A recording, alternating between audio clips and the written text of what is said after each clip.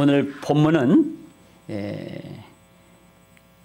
바울과 바나바가 안디옥에 파송을 받고 비유대 지역에 나아가 선교 여행을 하는 그 막바지의 이야기입니다.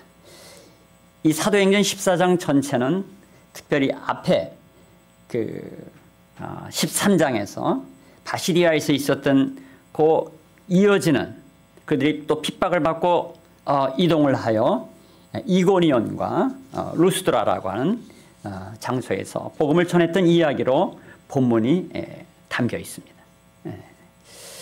본문에서 누가는 선교 여행의 이 절정과 결말을 보여주는 이 대목을 시간적인 것을 압축합니다.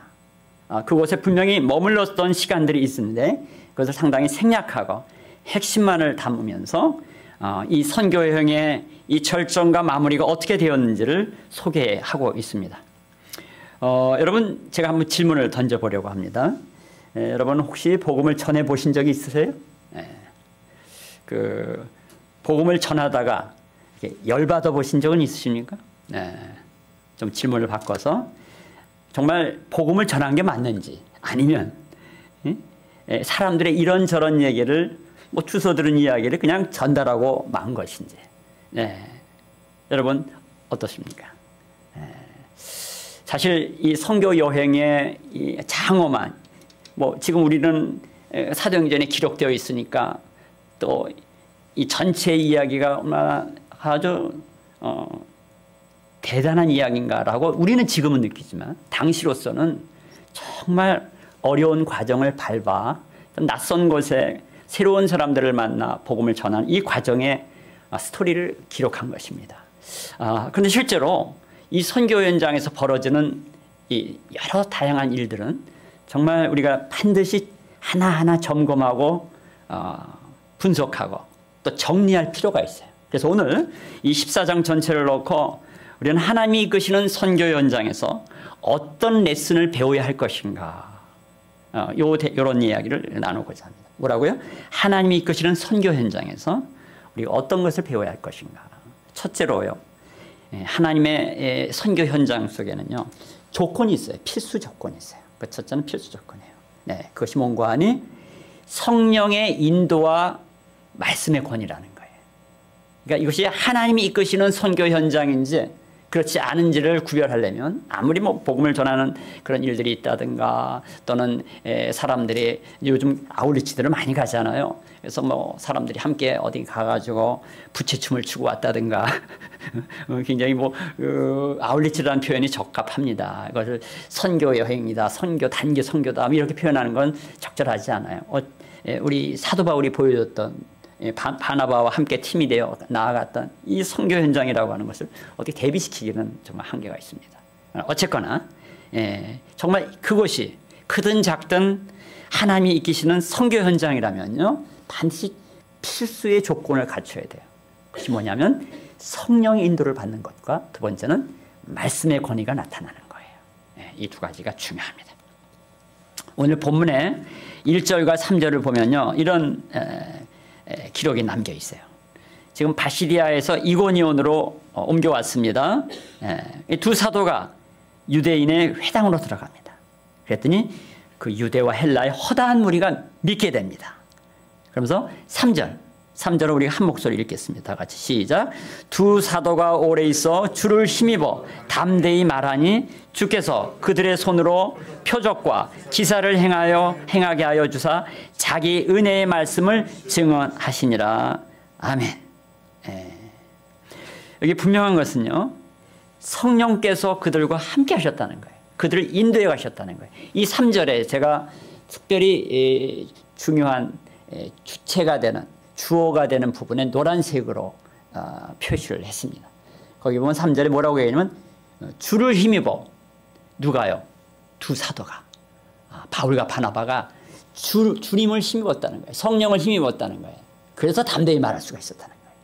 그리고 또 그 주님이 그들의 손으로 표적과 기사를 행하게 하셨다고 하는 거예요. 이거는 바울과 바나바가 한 것이 아니라 그들은 단순히 도구가 되어 성령이 그들로 표적과 기사를 보이도록 만드셨다는 거예요. 한 걸음 더 나아가 자기의 은혜의 말씀을, 여기서 자기는 주님이에요. 네, 원어를 확인해 봤습니다. 주님의 은혜의 말씀을 바로 주님이 그들로 증언하게 하셨다는 거예요. 이게 주체가 누구였다? 주님이라는 거예요. 성령님이라는 거예요. 그러므로 우리의 선교 현장에서 여러분, 성령님이 주인이시고 그가 주체자시고 그가 인도하셔야 된다는 거예요. 근데 이 선교 현장은요, 꼭 해외로 나가서 정말 언어도 통하지 않는 사람들에게 전하는 이것만을 의미하는 것이 아니에요. 복음이 전해지지 않은 그런 대상들에게 복음을 전하는 그 자체가 다 선교의 현장인 것이에요. 예. 오늘날 선교는요, 그렇게 아주 개념들이 다 다시 정리되고 있어요. 뭐냐면 이 선교는 하나님 나라를 펼치기 위해서, 또 하나님 나라를 전하기 위해서 복음을 들고 나아가는 그 자리가 곧 선교의 현장이에요. 예. 그래서 이 자리, 우리가 여기에 함께 하시는 신앙의 공동체의 멤버들도 언제든지 복음이 없는 곳에서 복음을 전하는 그 자리가 선교의 현장이라는 사실을 기억하셔야 돼요. 그 자리가 성령의 인도를 받아야 한다. 주를 힘입어야 된다. 주께서 표적과 기사를 행하게 하셔야 된다. 그분의 은혜의 말씀을 우리의 입술을 통해서 그가 증언하셔야 된다. 이 사실을 기억해야 합니다. 이때 성령의 인도란 이 개념이 필수 조건이다. 한 걸음 더 나아가 이 말씀을 전할 때 어떤 일이 벌어지는가? 그것은 바로 때로는 그 말씀의 권위를 실기 위해서 그들이 전하는 복음의 메시지가 하나님으로부터 온 것이라는 사실을 증언하시는 말씀의 권위를 실어주시는 역사가 반드시 있어요. 여러분, 지난주 제 설교에서도 복음에 대한 얘기를 잠깐 드렸습니다만요. 복음이 뭐냐? 그 정리가 되셔야 돼요. 복음이 뭐냐? 복음은요, 복음은 두 세계를 잇는 유일한 접촉점이에요. 다른 두 세계가 한 군데서 만나는데, 한 점에서 만나는데, 그게 복음이다. 이렇게 생각해야 돼요. 그 복음을 통해서 이 두 세계가 이어져요. 원래 하나님은요, 이 두 세계를 다 만드셨어요. 특별히 이 땅, 이 세상을, 현실의 우리의 세계를 그가 창세 때 지으셨어요. 원래는 아름답게 지으셨습니다. 선하게 지으셨습니다. 그런데 여기에 죄가 들어옵니다.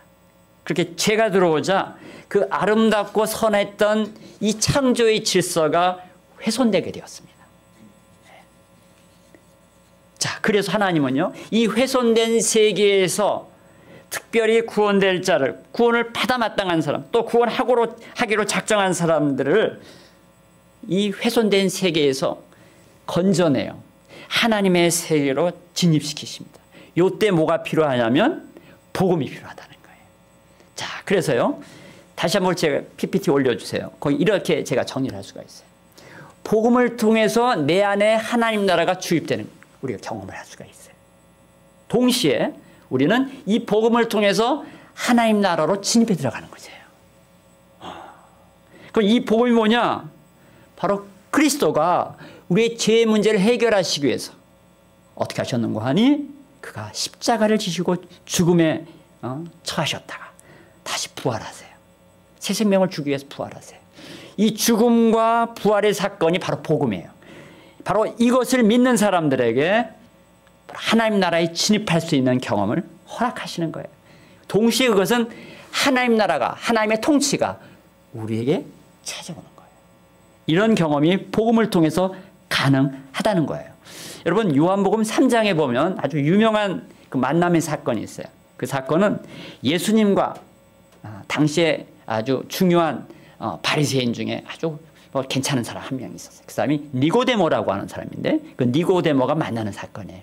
이때 우리 주님이 던지신 아주 중요한 말 한마디가 있어요. 그게 뭐냐면 뇌가 거듭나지 아니하면 하나님 나라에 들어갈 수 없다. 뇌가 거듭나지 아니하면 하나님 나라에 들어갈 수 없다. 복음을 통해서 거듭날 때 우리는 하나님 나라에 진입해 들어가는 거예요. 그리고 그 하나님의 통치가, 그 하나님 나라 또한 우리 안으로 주입해 들어오시는 거예요. 그러니까 바로 복음은 하나님 나라와 이 세상 나라를 연결하는 있는 유일한 한 점이에요. 유일한 분이에요. 그것을 기억하셔야 합니다. 그 1세기에 보면요. 1세기에 지금 아직 성경이 정경화되지 않았어요. 이 정경화됐다는 건 무슨 말이냐면 성경이 성경으로 정해졌다 이런 얘기예요. 정경화라는 것이. 정해진 거예요. 성경이 언제 정해졌냐면 4세기 와서 정해져요. 4세기 와서. 근데 지금 이 기록은 언제 기록이에요? 1세기 기록이에요. 예수님이 승천하시고 뭐 몇십 년 안 된 얘기예요. 이때에는요. 누구의 말이 바로 주님의 말이었는 거 아니? 사도들의 가르침이 그대로 주님의 말이었어요. 왜 그런 거 아니? 사도는 아무나 사도가 되는 게 아니에요. 사도란 예수 그리스도를 따르며 그 예수 그리스도의 가르침을 받고 그분을 보고 경험하고 본받고 그리고 그분의 명령과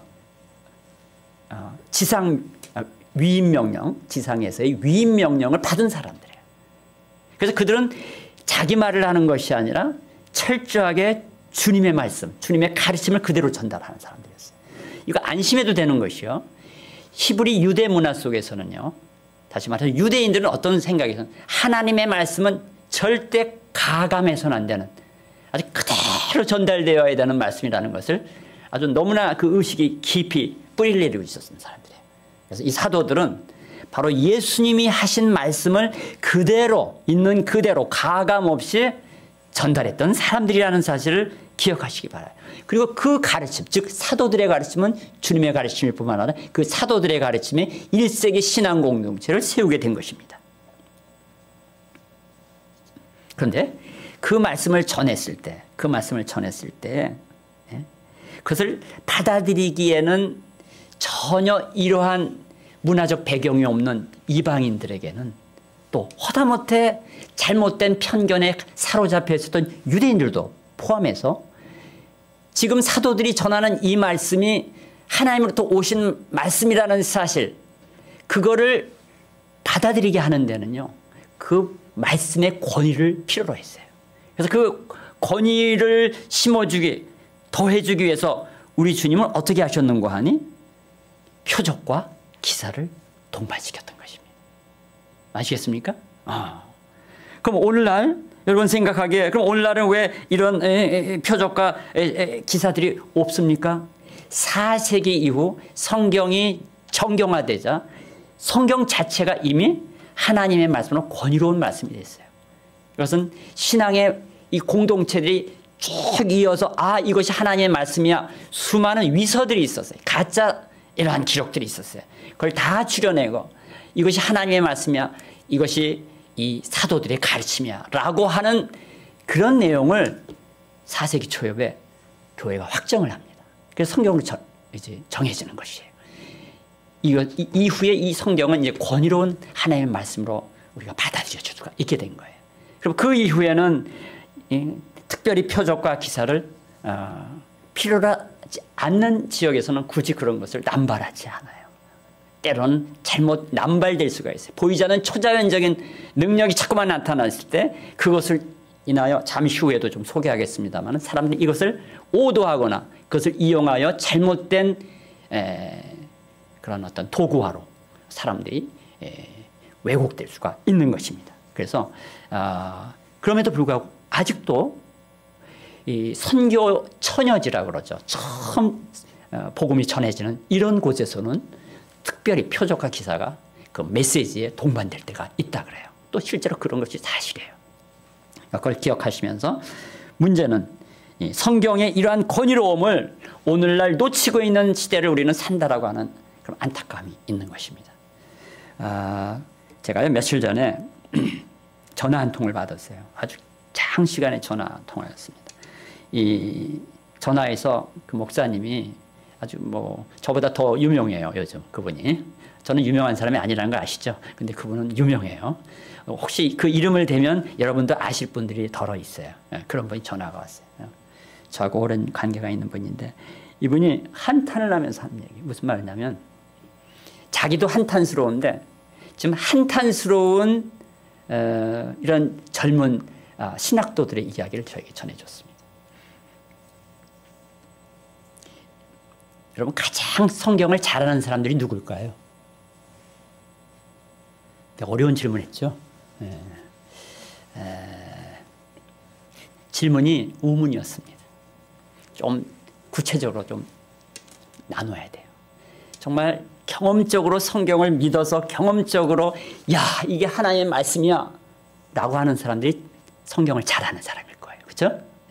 두 번째, 성경과 관련된 많은 지식을 갖고 있는 사람들도 이 성경을 어느 정도 객관적으로 잘한다고 볼 수가 있겠죠. 근데 오늘날 이 두 번째 부류의 사람들이 문제예요. 아시겠어요? 성경을 하나님의 사람으로 경험하고 하나님에 대해서 경험적으로 알게 된 그 암과 지식적으로 수많은 학문적인 지식을 가지고 성경에 대해서 연구한 것들을 많이 자기가 지식으로 알고 있는 것과는 너무나 다르다는 거예요. 조금 전에 전화가 왔다는 분이 왜 한탄스러워 했는 거 아니? 자기에게 와서 자꾸만 도와달라고 하는 사람들이 한국에서 대표적인 교단의 그 교단 신학교의 신학생들이었다는 거예요. 그런데 그 신학생들이 거의 울부짖으면서 도와달라고 그런대요. 왜 그러냐 했더니 그 신학교의 교수들이 신학을 얼마나 많이 알겠어요. 학문적으로. 이 성경을 하나님의 말씀을 받아들이지 않는 얘기만 한다는 거예요. 믿거나 말거나. 여러분, 이거 제가 약간 뭡니까? 좀 이 교계 내용에 좀 어두운 부분을 제가 얘기를 안 할 수가 없습니다. 저도 신학교 교수잖아요. 그러니까 또 제가 있는 이런 진영의 입장에 좋은 성경을 하나님의 말씀 받아들이는 이런 교단 또는 그런 신학교가 아닌 그런 교단 신학교였던 것 같아요. 자, 그 여기 대표적인 교단이란 말은 제가 오해가 있을까봐 분명히 얘기합니다. 장로교회는 아니었어요. 그 교단 사람들이 또 대표자니까 제일 큰 교단 생각을 연상하시는데 그건 아니었어요. 근데 그러나 아주 중요한 교단의 교단 신학교. 근데 신학교 교수들 중에 특별히 이론 신학을 가르치는 사람들이 있어요. 이론 신학을. 실천 신학을 가르치고 이론 신학을 가르치는데 이 이론 신학 안에서도 성서 자체를 가르치는 사람들이 있어요. 그런 사람은 신학자, 구약신학자들이야. 근데 오늘날 신학계에서 성경을 무오한 틀림이 없는 오류가 없는 하나님의 말씀으로 믿는 사람들은 그 신학계 이론 신학자 그 중에서도 성서 신학자들 중에 20%밖에 안 돼요. 놀라는 분이 좀 계시네요. 놀라셔야 돼요. 그러니까 이런 사람들이 신학교에 20%밖에 안 되는데 그 신학교는 이론 신학자 중에 성경의 무엇성을 믿는 사람이 한 분밖에 없대. 그리고는 전부 엉뚱한 소리를 한다는 거예요. 가끔 자기가 얘기하려고 하는 이야기에 연결되는 성경 구절 하나 있으면 그건 얘기하기도 하지만 전부 그냥 다른 이야기. 철학자들의 이야기. 학문하는 사람들의 이야기. 이게 왜 틀렸는지. 왜 사복음이 이게 복음서가 왜 이렇게 다 틀리는지 서로 간에. 맨 이런 얘기만 한다는 거예요. 도저히 오히려 신학생들이 하나님의 종으로 살겠다고 그 굳은 마음을 가지고 헌신해서 사명자의 훈련을 받겠다고 신학교육을 받는데 오히려 더 그냥 신앙에서 멀어지면 그 불안함과 두려움이 이 젊은 아이들에게 그냥 고통으로 다가온다는 거예요. 그러니까 이분에게 와가지고 도와달라고 해가지고 이분이 지금 뭘 하고 있냐면은 매주마다 동료 믿음이 좋은 목회자들이 모여서 팀이 돼가지고 그 신학교에 오후에 가서 공강의실에 가가지고 이 신학생들을 재교육한대요. 비공식적으로. 그 얘기를 저한테 호소를 하는 거예요. 오늘날 현실이 이렇게 됩니다. 이렇게 돼 있는 겁니다. 엉뚱한 정치 이데올로기를 얘기하고 엉뚱한 세상에 인간이 만들어낸 역사만을 얘기하고 여러분 세상의 역사는 하나님을 저버린 역사입니다. 거기에도 하나님의 그나마 일반 은혜가 있어서 현명한 사람들이 나름의 질서를 좀 만들려고 노력했던 흔적들은 반드시 있어요. 그럼에도 불구하고 그 궁극은 하나님의 세계와는 분리된 세계입니다. 우리는 복음을 통해서 하나님 나라에 진입해 들어가고 하나님의 통치가 우리 안으로 복음을 통해서 들어와야 하는 것입니다. 두 번째로 우리 첫 번째 필수 조건은 뭐라 그랬어요? 성령의 인도를 받고 그리고 말씀의 권위. 이것이 확증되는 과정 속에서 선교가 결실을 맺는다는 말씀입니다. 두 번째는 여기에는 조연들이 나타나요. 네, PPT 올려주세요. 하나님이 이끄시는 선교 현장에서 배워야 될 두 번째는 뭐라고요? 이거는 조연이 있는데 여기는 복음의 적대자들이 조연으로 출연해. 조연이 여러분 어려우신가요? 이 표현이 아니죠. 주연 다음에 조연이 있는 거예요. 예, 뭐 조연이 없어도 주연만 있으면 되긴 돼, 그죠? 그러나 조연이 있음으로써 그 드라마나 그 시나리오가 살지 않습니까? 그 조연이 필요해요. 근데 이 조연이 누구냐면 복음의 적대자들이에요. 지금 오늘 본문 사도행전 14장 앞에 13장에도 비시디아에서 복음을 전했는데 그래서 허다한 무리가 예수를 믿었지만 반대자들이 적대자들이 나와서 박해하면서 이들을 쫓아냈지 않습니까? 그래서 피한 거예요. 그 말미에. 네, 그런 거예요. 그런데 지금 이고니온으로 왔는데 여기서도 또 수많은 허다한 무리가 예수를 믿게 돼요. 믿게 되었지만 어떻게 되냐면 여기서도 또 대적자들이 나타나는 거예요. 4절에 보면 4절에 이렇게 나옵니다. 그 시내의 무리가 나뉘어. 그 이고니온의 그 회당에서 사람들이 있었는데 이게 나뉘었어요. 나뉘어서 여기서 유대인을 따르는 자들이라고 하는 것은 흩어진 유대인들 중에서 신앙이 없는 과거 유대교의 그 율법자들의 바리새인들의 영향을 받은 이런 무리죠. 그래서 그들을 따르는 사람들과 이 사도 바울과 바나바를 따르는 이런 사람들을 나눠진 거예요. 그런데 특별히 관리자들이 이 두 사도를 모욕하고 돌로 치려고 합니다. 그래서 달려들어요. 지금 완전히 이제는 나눠진 정도가 아니라 이 두 사도를 모욕하고 돌로 치려는 데까지 나아갑니다. 누가요? 유대인들과 그 관리자들이. 자, 이런 지경에 있는 것이죠. 여러분 잘 들어보세요. 복음이 전파되는 곳에는요, 그 현장 자체가 영적인 현장이 그 배경에 있어요. 우리 눈에는 전혀 느낌이 없어도 뭐 어디 누구에게 친구에게 또는 어떤 분에게 또 소개를 받고 복음을 전하려고 이렇게 나갔을 때 뭐 어수선한 데서 안 만나잖아요. 뭐 여기 용인 지역 근처에는 뭐 좋은 카페도 많더군요. 네, 그런 곳에서 이제 차 한잔 하시면서 또 좋은 대화를 나누고 아주 배경음악이 좋은 음악이 나오면서 분위기도 좋은 이런 한적한 곳에서 복음을 전해요. 우리가 그럴 수 있어요. 그렇죠? 그럴 수 있어요. 근데요, 그런 장면 이면에 영적인 세계가 펼쳐집니다. 이것은 영적인 특별한 투쟁의 자리가 펼쳐지는 거예요. 그런데 우리가 영의 세계라 그러면은 우리가 저 사람 참 영적인 사람이야 이랬을 때 좋은 의미로 쓰이잖아요. 그 영적이란 말이. 그러나 꼭 그런 것만은 아니에요. 영의 세계, 영적인 세계는요, 굉장히 혼란한 세계입니다. 그래서 이 영의 세계의 사람들이 복음을 통해 하나님 나라로 진입하려고 할 때마다 그 영의 세계에 방해를 받습니다.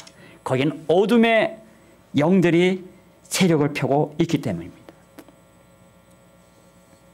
이때 바로 이 복음의 현장에는 어떻게라도 복음이 전달되지 못하게 하고 그 복음을 왜곡하고 복음으로 한 영혼을 구원하는 이 놀라운 역사의 현장을 막아서려는 수많은 이 장애들이 생겨나는 거예요. 실제로 여러분 그런 경험 없어요? 저도 1세대 처음 예수 믿는 한 집안의 첫사람이었기 때문에 아브라함의 심정을 제가 잘 압니다. 근데 물론 아브라함은 제 심정을 잘 모를지도 몰라요. 근데 어쨌거나 너무 힘들었어요.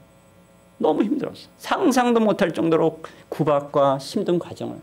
그리고 제가 가족들을 구원을 위해서 기도하니까 기도하니까 부모들이 이상하게 달라지더라고요.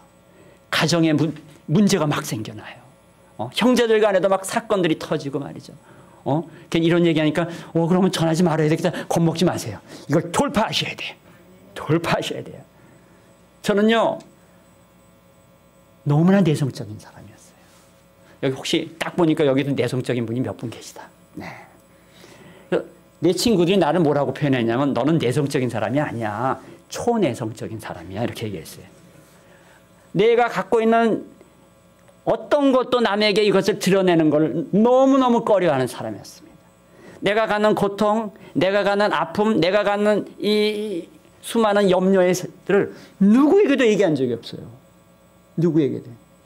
그 한 가지는 문제가 있어요. 저는 이거 하나는 얘기해야겠다 해가지고 구원의 확신이 없을 때 어느 그 전도자가 한 교회의 집회, 전도 집회에 참석해가지고 거기서 이제 예수 믿을 사람 나오라 해서 손을 들고 내가 나갔어요. 그 교회가 어느 교회라는 얘기는 절대 안 하겠습니다. 근데 그때 그 나와 상담한 사람이 겁을 주는 거예요. 복음을 믿겠다고 하는데 그리고 그것을 받아들이겠다고 하는데 겁을 주는 거예요. 그때부터 나는 다시는 신앙 상담을 안 했습니다. 그만큼 내성적인 사람이에요. 그러니까 혼자서 어린 청소년기와 청년 초기의 시간들을 보내는데 너무너무 고통스러웠어요. 여러분, 그건 미련한 짓이에요. 그렇게 해서는 안 돼요. 신앙의 공동체에 함께 하셔야 돼요. 그들과 함께 기도 제목을 나누고 고통의 내용들을 그대로 내 속에 있는 것을 내놔야 돼요. 그리고 함께 기도해야 돼요. 이게 너무너무 중요한 겁니다. 우리 한국 교회사에 보면은 새벽 기도를 통해서 많은 좋은 일들이 있었지만 그러나 사실은 80년대에 우리나라에 중보 기도가 들어오면요. 각 교회가 건강해졌어요. 놀라운 사실이 바로 이 중보 기도의 덕이라는 사실을 기억해야 합니다. 함께 신앙의 공동체가 특별히 보험과 관련되어 구원의 문제와 관련해요. 가족들과 주변의 사람들을 위해서 기도하는 문제를 놓고 함께 기도하는 것이 얼마나 중요한지 몰라요. 네. 저는 그 어렵게 그 과정을 거치면서 정신적으로 심리적으로 내면이 얼마나 힘드는 정도가 아니라 치명적인 어려움도 많이 겪었어요. 근데 그런 것들을 하나님이 극적으로 회복시키셨으니까 말씀을 읽다 그렇게 다 회복이 됩니다. 저는 그 과정 속에 이걸 견딘 것이 참 하나님 앞에서 정말 그때 참 어떻게 그걸 견뎠나 이런 생각 지금도 돌이켜봅니다. 그런데 그러고 나니까 주변의 가족들과 주변 사람들과 친척들과 또 친구들과 이런 사람들이 다 나중에는 나의 지원병들이 되는 거예요. 나를 지원하는 사람들이 되는 거예요. 그래서 인생이 점점 하루아침이 아니에요. 잘 들으세요. 점점 와 너무 아름다워지는 거예요. 아니 여기서 아름다움이라는 것은 나와 하나님 보시기에 아름다운 거예요. 세상 사람은 어떻게 보죠? 근데 최근에는 아니라고. 나를 지켜본 수많은 사람들이 내 인생의 이 과정을 보면서 어떻게 저렇게 됐는가 신기하다라고 얘기합니다. 여러분 그런 놀라운 결말을 여러분의 생애 속에 경험하셔야 돼요. 이것을 위해서는 함께 기도하는 길로 나가야 합니다. 동시에 오늘 본문에서요 이 대적자들의 이야기를 추가로 하겠어요. 그런 대적자들이 우리를 방해하는 모든 것으로부터 승리하고 극복하려면 어떻게 한다? 돌파하려면 기도해야 되지만 그 기도가 함께하는 신앙의 공동체가 함께하는 기도를 해야 한다. 그러면 그런 기도의 현장을 같이 가셔야 돼요. 기도 현장에 나오셔야 돼요. 함께 기도하시기를 주님의 이름으로 권면드립니다. 근데 이 적대적인 무리에 관한 이야기는 계속 추가로 좀 말씀을 더 드려야 돼요. 여기 보면 이 적대적인 무리와 관련된 이야기들을 이 본문에서 표현하는데요. 이들이 선동했다라는 말이 계속 나와요. 선동이란 말이에요. 이 14장 앞에 바로 지난번에 비시디아에서 사건 속에서도 이 두 사도를 반대하는 복음을 반대하는 이 선동자들이 나와요. 그들이 선동했다. 격분시키고 흥분케 합니다. 또 19절에도 충동했다. 또 2절에도 또 역시 선동이라는 단어가 나와요. 그래서 오늘 지금 기독교를 전하는 게 아니라 기독교가 너무 많은 그 복음의 이 진전을 방해하는 현실 속에 살아갑니다. 지금 우리가 지금 정치 지형이 왁 혼란스럽고 복잡하고 지금 뭐 누구도 쉽게 정리할 수 없는 지경에 지금 이르렀어요. 우리 올 한 해 어떻게 이 나라가 어떻게 전개될지 아무도 예측할 수 없는 그런 우리 현실에 지금 놓여 있습니다. 이런 때는 수많은 선동들이 일어나요. 수많은 선동들이. 이걸 조심하셔야 돼. 이때에 마귀가 어떻게 사람들을 선동하여 복음의 전파를 방해하는가. 여러분 오늘 이 부분 지금부터 얘기한 한 10분 정도의 이야기가 너무 중요하기 때문에 여러분 아주 집중해서 들으셔야 돼요. 그럼으로써 우리가 잃어서는 안 될 우리의 믿음의 정체성과 믿음의 행보에 대한 중요한 단서를 찾으셔야 돼요. 이 선동의 현장에는 항상 뭐가 있는 거 아니? 거짓말이 있어요. 거짓말이 있어요. 항상 거짓말. 오늘날 이 언론 매체를 통해서 수많은 집회 현장을 통해서 수많은 이 SNS를 통해서 얼마나 많은 거짓말들이 지금 남발되고 있습니다. 다 돌아보니까 전부 거짓말이었어. 여러분, 악한 영은 항상 이 거짓말을 통해서 사람들을 선동합니다. 이것은 복음이라고 하는 주님이 주신 이 구원의 길에 하나님 나라에 진입할 수 있는 이 복음을 그것을 적대하기 위한 그런 거짓말과 연결돼요. 다. 수많은 사람들이 내 편 들어달라고 하나님이요 하나님이 기도해요. 내 편 들어달라고. 하나님 그렇게 사람들의 그 욕망을 뒷받침해주는 그런 응답을 하는 분이 아니에요.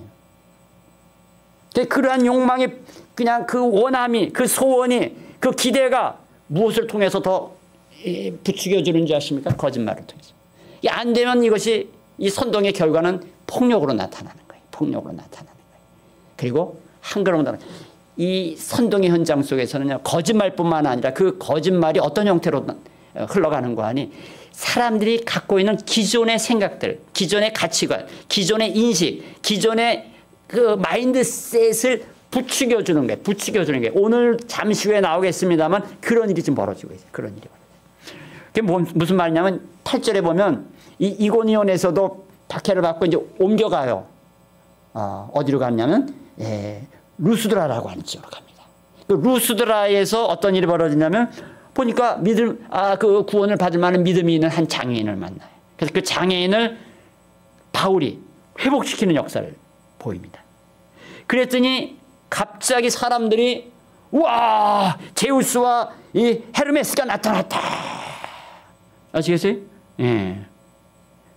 그래가지고는 갑자기 이 사람들이 아니 기적 한번 이 기적은 복음의 확증, 복음의 권위를 실어주기 위해서 일어나는 이 표적이요 기사인데 그쪽으로 가지 아니하고 오히려 기존에 그들이 갖고 있는 생각을 오히려 확 더 부추기는 쪽으로 그들이 갖고 있는 잘못된 복음과는 관계없는 생각들을 부추기는 쪽으로 가는 거예요. 이게 무슨 말이냐? 당시에 루스드라에는 이런 신화가 있었다 그래요. 옛날에 그 제우스와 헤르메스가 사람의 모습으로 다 왔어요. 근데 이 루스드라 지역에 누구도 이 두 사람을, 이 두 존재를 환대를 안 하는 거예요. 아주 우습게 보고 멸시하고. 그런데 분노했겠죠. 제우스와 헤르메스가. 근데 부부 두 사람이 나이가 많은 분들의 이 제우스와 헤르메스를 맞이하고 그들을 대접했다는 거예요. 그래가지고 얼마 후에 제우스와 헤르메스가 이 루스드라 지역을 완전히 초토화시키고 멸망시킵니다. 근데 이때에 자신들을 환대한 두 사람만을 살려줘요. 그리고 신전의 수호자로 삼고, 그리고는 마지막 그들이 죽음을 맞이했을 때도 그들이 두 그루의 나무가 되어 보존되도록 하는 이런 일이 있었다라는 신화가 내려오는 거예요. 이 루스드라의 사람들은 특별히 제우스와 헤르메스가 나타나면 이번에는 제대로 대접을 해야 한다. 이런 생각이 꽉 차 있었던 거예요. 그런데 지금 바울과 바나바가 또 두 사람이잖아요. 두 사람이 나타나가지고 상상도 못할 기적을 보여주죠. 이때 어때요? 제우스와 헤르메스가 나타났다. 누군가가 소리 질렀겠죠. 이것이 퍼져가지고 그냥 사람들이 그 얘기를 들은 저 신전의 제사장들이 몰려나가서 이 두 사람을 완전히 그냥 대접하겠노라고, 제사 지내겠노라고 우상화하는 요 장면이 나오는 거예요. 이해되셨죠? 요때 어떻게 했는가? 이거 기억하시기 바랍니다. 뭐든지 기존에 아까 이 사단이 선동하고 사람들을 복음으로부터 막아서게 하는 이 과정에서 복음이 전달돼도 이걸 막아서게 하는 그 수많은 장애들이 있는데 그중에 이와 같이 이 왜곡시키고 복음을 왜곡시키고 주님의 말씀을 변질시키고 그리고 거기에 다른 것을 더 씌우는 이런 작업을 통해서 복음이 복음으로 작용하지 못하도록 막아서는 이런 사람들, 이러한 현상들, 이러한 사건들이 있다는 거예요. 이것이 결국 복음의 적대자인 거예요. 적대자인 거예요. 그러니까 우리의 현실을 우리가 분별할 때 거기에 거짓이 있는가, 증오가 있는가, 분열이 있는가 이런 것들을 보셔야 돼요. 이것이 복음의 순수성을 벗어나 세상의 것들과 결합시켜 그래서 뭔가 자신들이 원했던 바를 성취하기 위한 도구로 복음의 진리를 왜곡하는 것이 아닌가. 이것을 아주 명확하게 분별해 내어야 한다는 것이에요.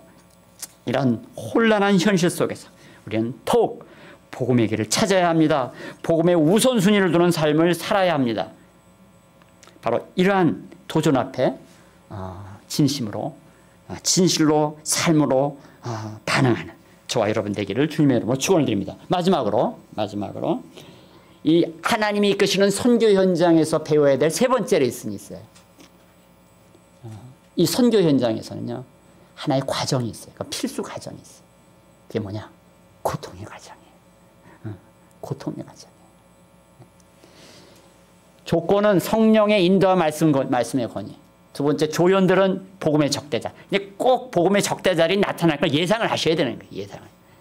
그런데 이 과정은 뭐다? 고통의 과정이에요. 고통의 과정. 이거를 부인할 수가 없고 여기서 벗어날 수가 없어요. 이 바울의 경우는요. 뭐 두 가지 고통이 늘 함께 따라왔어요. 첫째는 육체의 고통이에요. 육체의 고통. 여러분 잘 아시잖아요. 처음 이 소아시아 지역에 선교 여행으로 이제 구브로를 거쳐 이 지역으로 왔을 때에 대부분의 학자들은 말라리아를 앓게 된 것이 아닌가 뭐 그런 얘기를 해요. 그래서 아주 고통스러운 경험 계속 아직도 해결되지 않은 채로 계속하는 거예요. 평생에 그는 뭐 말라리아 같은 또는 어떤 사람들은 눈이 안 좋았다 그러니까 이것이 뭐 안질이 아니었느냐 또 어떤 사람은 뭐 간질이 아니냐 뭐 알 수 없어요. 아니 그 복합적인 그 질병을 다 앓고 있었는지도 모르겠어요. 여러분 그 유명한 종교개혁자인 존 켈빈은요 54세에 이제 소천하는데 그 전까지 그를 가리켜 뭐라고 얘기했냐면 움직이는 종합병동이라고 그랬어요. 움직이는 종합병동. 온갖 질병이 그냥 그를 괴롭혔어요. 그런 고통 속에서도 위대한 그 종교개혁자로 그는 남지 않았습니까? 그러니까 육체의 고통이 꼭 오히려 괴로움만 주는 게 아니에요. 오히려 그런 육체의 이 제한, 육체의 한계 때문에 오로지 주님께로만, 오로지 말씀으로만, 오로지 복음으로만 집중할 수 있는 거예요. 오히려 그것은 그들을 보호하는 것인지도 모릅니다. 바울은 육체의 고통만 있었던 것이 아닙니다. 한 걸음 더 나가서 정신적 고통도 있었습니다. 그 정신적 고통은 다양한 사례들이 나오는데요. 오늘 본문에서만 좀 얘기를 드리면 어떤 사고였는가 하니 어떤 고통이었는가 하니 그 9절과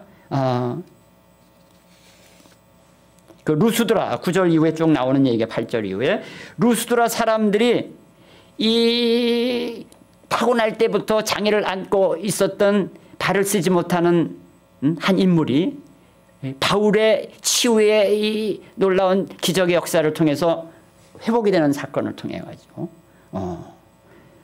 지금 뭐 그냥 자신들의 루스드라의 신화를 결합시켜서 묘한 이상한 방향으로 이걸 끌고 가려는 이 기가 막힌 이 현장을 목격하면서 그는 너무 놀래고 너무나 정말 마음이 아팠던 것이 사실입니다.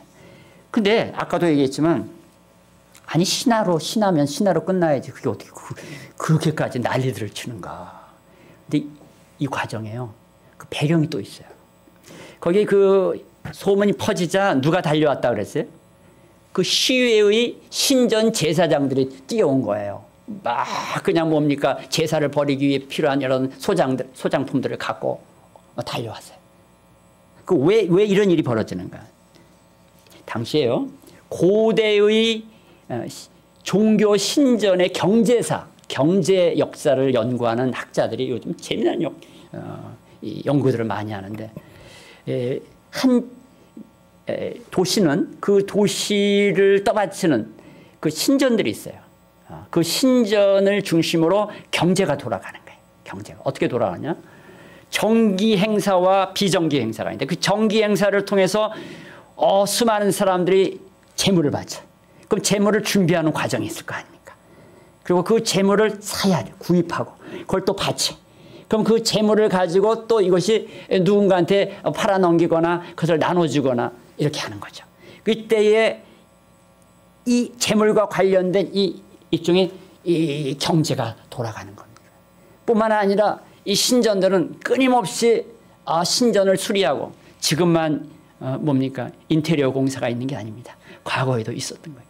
이걸 또 수리하고, 또 이 신전이 이 도시를 부흥시키는 아주 높은 아주 그 권위를 가지려면요, 이 신전이 좀 더 확장돼야 돼. 계속 증축을 해야 되는 거예요.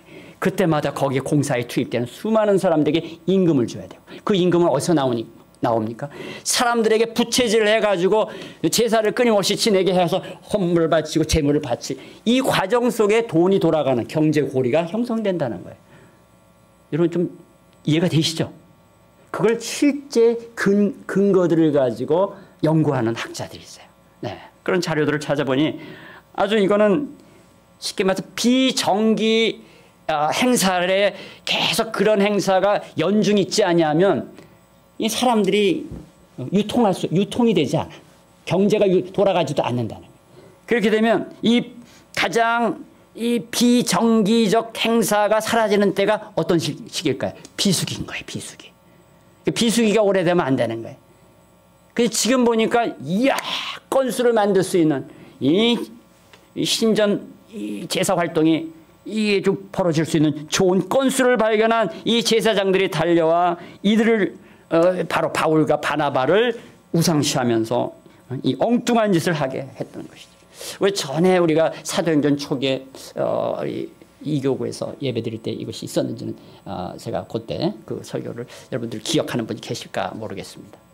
이 사후 베드로가 가기 전에 빌립이 활동하고 이 사마리아에서 전도 활동이 일어났을 때 거기에 마술사 시몬이라는 사람이 나타난 거예요. 그래서 마술사 시몬이 베드로한테 그 돈 주고 성령을 살려고 하는 사건이 나오지 않습니까? 그래서 아주 심하게 그를 저주하는 사건이 나오는데요. 아마 그가 그 이후에도 쫓아다녔던 것 같아요. 근데 그 시몬이 이 바울까지 쫓아왔더라면 어떻게 됐을까요? 이 성교 현장에서 바로 마술사 시몬이 쫓아왔으면 이 장면을 기가 막히게 종교 행사로 해가지고 이거를 가지고 한 건을 올리려고 했을 것입니다. 그러나 하나님의 진정한 성령에 붙들림 받은 바울과 바나바는 이 사건을 시험거리로 만들지 않았습니다. 오히려 정면으로 이것을 대적합니다. 그는 오늘 14절의 본문은 이렇게 얘기합니다. 두 사도 바나바와 바울이 듣고 옷을 찢고 무리 가운데 뛰어들어가서 소리질러 이르되 여러분이 어찌하여 이런 일을 하느냐? 우리도 여러분과 같은 성정을 가진 사람이라. 이렇게 소리집니다. 바로 이렇게 함으로써 자신들이 특별한 존재가 아니라는 것, 우리에게 기적을 베푸신 분은 바로 하나님이라는 것, 그리고 우리는 바로 그 하나님의 복음을 들고 왔다는 것을 증거합니다. 이 말에 사람들의 그동안 선동의 분위기가 아마 꺼진 것 같아요. 그래서 나중에 보면 바울과 바나바를 적대한 사람들이 바로 지금 건수를 올리려고 했던 이 자리가 바로 저들로 인해서 거꾸로 사라지자 그것에 대한 억하심정이 결과적으로 이 모함과 오해를 통해 결국 신전에서 자신들의 벌이가 사라진 것을 인하여 분노했던 것이 결국 이 바울과 바나바를 적대하게 하는, 돌로 치는 그 배경이 되었다. 이렇게 볼 수가 있습니다. 그러니까 여기서 우리가 배워야 될 교훈은 뭐냐면 복음의 비즈니스를 섞고 복음의 정치적 의도를 섞고 복음의 개인적 명예를 섞고 복음의 세속 이념을 섞는 것은요. 이것은 바로 복음을 막아서는 적대적인 동기와 행위라는 사실을 기억해야 합니다. 복음을 희석시켜서는 안 됩니다. 복음을 훼손해서는 안 됩니다. 그럼에도 불구하고 오늘날의 현실을 돌아보면 이런 일들이 너무나 비일비재하다는 것입니다. 세상에 숭고한 이념이 아무리 그것이 숭고하게 느껴질지라도 그것은 세상의 질서일 뿐입니다. 그 질서는 궁극적으로 권력의 길과 연결되어 있고 사람의 길과 연결되어 있고 복음을 막아서는 그런 길로 이어집니다. 복음은 다른 곳과 섞여서는 안 됩니다. 복음은 오직 믿는 자들이 하나님 나라로 진입할 수 있는 유일한 문이어야 합니다. 성경은 얘기합니다. 오직 하나님의 나라는 의와 평강과 희락이라. 이 세 개의 중요한 개념을 기억해야 합니다. 의가 아니라 불의한 거짓, 평강이 아니라 갈등을 일으키는 분열의 행위들, 희락이 아니라 증오에 가득 찬 적대적인 관계를 만들어내는 그런 곳에는요 결코 하나님의 나라가 임할 수가 없습니다. 이것을 통해서 오늘날 현실 세계를 분별해내는 저와 여러분 되시기를 주님의 이름으로 축원을 드립니다. 복음을 위해서 사는 사람들은요 세상 어떤 나라보다도 하나님 나라가 더 중요합니다. 이것이 우선되어야 합니다. 우리가 무너지는 것은 이 나라가 무너지는 것은 이것은 교회가 입 다물고 있기 때문이 아니에요. 복음이 가려지기 때문입니다. 여러분 복음이 용성했던 나라에는 결코 그 나라가 무너지지 않아요. 역사를 보세요. 복음이 융성하는 나라들은요 더불어 나라도 융성해집니다. 오늘날 복음이 가려지고 하나님의 말씀인 성경을 무호하신 하나님의 말씀을 이것을 인간의 작품으로 인간이 편집한 그런 그저 인문서에 불과한 것처럼 떠버리는 잘못된 가르침들이 오히려 복음을 가리고 오히려 복음으로 나아가는 사람들로 하여금 나아가지 못하게 방해가 되는 그런 적대적인 행위들이라는 사실을 기억해야 합니다. 오늘날 사회는 너무 많은 거짓 선동들로 수많은 혼란과 분열을 일으킵니다. 그 여파로 거기에 함께 선동되어 함께 했던 이러한 일들로 인하여 기독교가 오해를 받고 거꾸로 교회가 쇠퇴하는 그런 지경에 이르렀다는 겁니다. 물론 우리 모두는 현대의 민주주의 사회를 건설하고 살아가는 현대 거기에 속한 이런 모든 사람들은 개개인이 정치적인 주체인 것은 맞습니다. 정치적인 선택을 해야 되는 존재들이에요. 그러나 팀 켈러가 말한 다음의 말을 여러분 반드시 기억해야 됩니다. 오늘날 정치 양극화와 적대감이 이렇게 심화되고 있는 현상은 이미 우리가 정치 활동을 일종의 종교로 삼았기 때문이라는 겁니다. 말씀의 결론을 맺습니다. 바울은 오늘 본문 22절을 통해서 이렇게 얘기합니다. 1차 선교여행의 마무리의 단계에 그들을 남겨놓고 떠나는 그 시점에 그는 이렇게 얘기합니다. 제자들의 마음을 굳게 하여 이 믿음에 머물러 있으라 권하고 또 우리가 하나님 나라에 들어가려면 많은 환난을 겪어야 할 것이다. 많은 수모와 많은 오해와 많은 모함을 당할 그런 환난 속에 우리는 처할지 모릅니다. 그러나 우리가 놓쳐서는 안 될 것, 이것은 하나님 나라에 대한 우선성이고 복음의 순수한 증언입니다. 이것만이 우리가 하나님 나라의 이 풍진 세상에서 주님과 더불어 승리하는 바로 확증된 승리의 길이라는 사실을 믿음으로 받아들이시기를 주님의 이름으로 축원을 드립니다.